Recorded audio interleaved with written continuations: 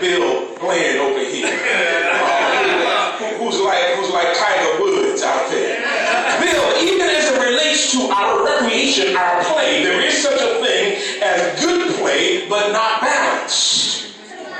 The play itself is good, but it's not balanced. It can be balanced in both, not balanced in both extremes, Steve.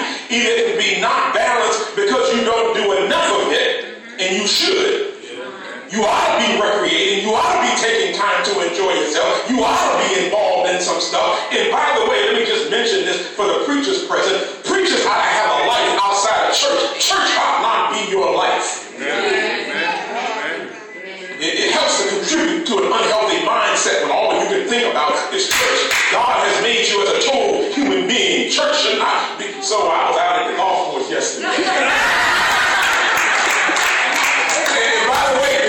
Let me just tell you this story, Bill, and I do mean story. I'm at the driving range yesterday, right? I'm at the driving range, and I'm hitting good, right? And way over in the distance, Steve, off by the trees, I kept seeing this head popping back from the trees, and it looked like it was hiding. So at first, running the post, I didn't pay no mind, and then after a while, I figured out exactly who it was hiding over there behind the trees watching me. It was Tiger Woods nervously watching me.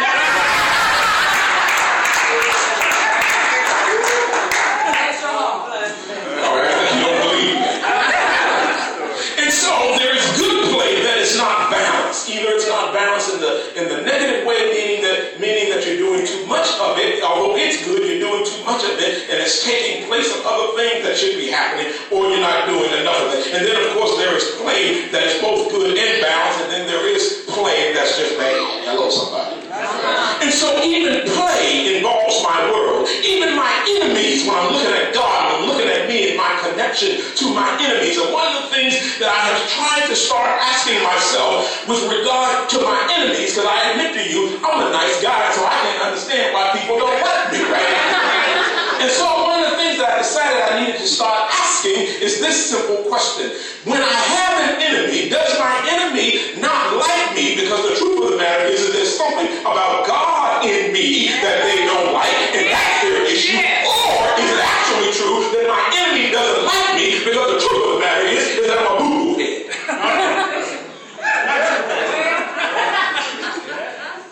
You see? Yeah.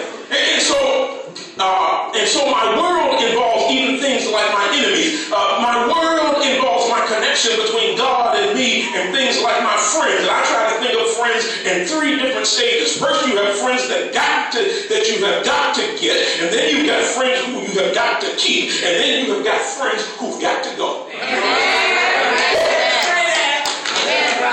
My world also involves things like my parents, my sexuality. It even involves things like my private thoughts.